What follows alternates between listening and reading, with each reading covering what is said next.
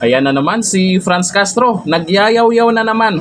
Nakikita na naman si VP Sara Duterte. Inaano ka ba, Franz Castro? Dito po sa yaw-yaw niya ay pinagtawanan na naman siya ng mga netizen. O ito po sa post po dito ng unofficial Ronald Bato de la Rosa Solid Supporters. Ayan po, ang sabi po niya dyan, para sa standard ko, hindi siya dapat maging presidente. Ano ba yung gusto mong standard para maging pangulo? Baka gusto niya na siya ang maging pangulo. Hindi ka nga umubra sa pagkasenador, pangulo pa kaya, di ba?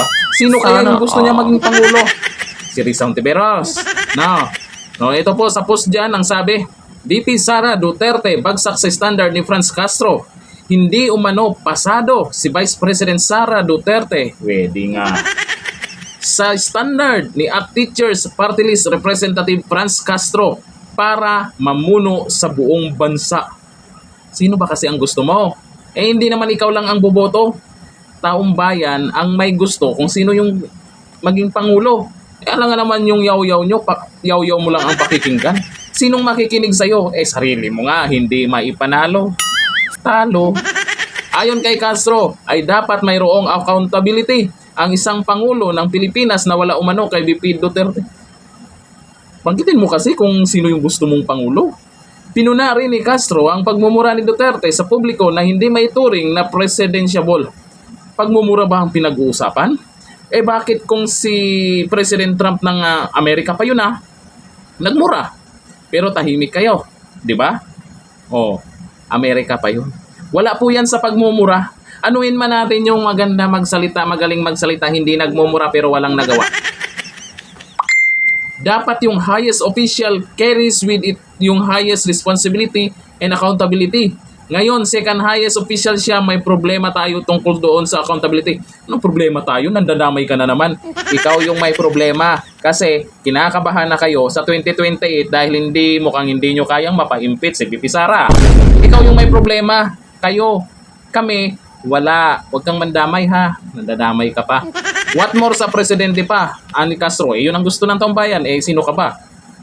Para magyaw-yaw dyan na hindi pasok sa standard mo. Talaga standard pang nalalaman. Ano yan? Electric pan. Sabi niya, kaya para sa akin, ito kaya para sa akin, hindi siya qualified. Dagdag pa niya. Ayun po yan sa post po ng ating nakita pero pinagtatawanan po ng mga netizens yung pinagyayaw-yaw ni Franz Castro.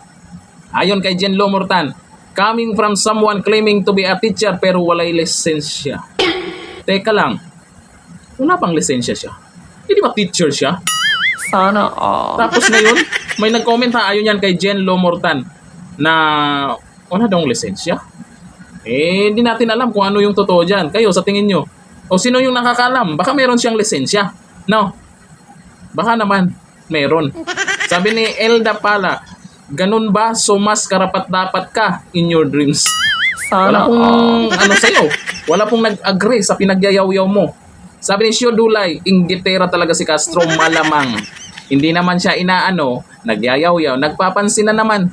Ayaw niya unahin yung sarili niya na dumami, yung maniniwala sa kanya. Kung hindi, babanat na naman ang hindi inaano. Sabi ni Siti Hadia, naulaw ko sa standard. Di ba? Ang taas ng standard ni Franz Castro, sana all talaga. Di ba? May standard nyo. Nagsisimula na kasi sila. Malapit na ang 2028 election. Alam nyo naman yung presidential election ay talagang pinaghahandaan yan. Ngayon pa lang, malalaman na natin kung sino yung may interest na tumakbong Pangulo ng Pilipinas.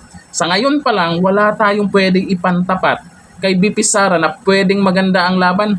Kung hindi, resulta, malalandslide lang. Mukhang VP Sara pa rin hanggang ngayon. Sino ba yung pantapat niya noon na medyo lumikit sa mga survey? Raffy Tulfo. O anong nangyari ngayon? Ano nang balita? Wala na. Kasi si Raffy Tulfo naman, hindi lang natin alam bakit nananahimik na yan. O sino yung pilimpat-tapat dyan? Si Tamba. Hindi lahat ng tao ay nadadala sa ayuda. Pagdating sa butuhan, hindi nyo naman nakikita kung ano ang binoto nila. Tanggap lang sa ayuda kasi pera din natin yan. Sino ba ang pwedeng ipantapat dyan? Wala na akong naisip na pwedeng ipantapat. No.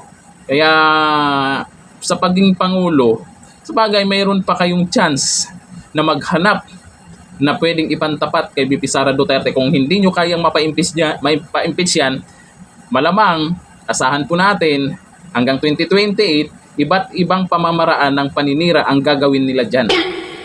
Ewan ko lang kung ano yung mga plano nila, pero sa ngayon, hindi mananaig ang kasamaan. Kung gusto nyo maging Pangulo, gumawa na lang kayo ng mabuti, hindi yung manira na manira sa mga Duterte. Hanggang dito na lang. Thank you. Bye-bye.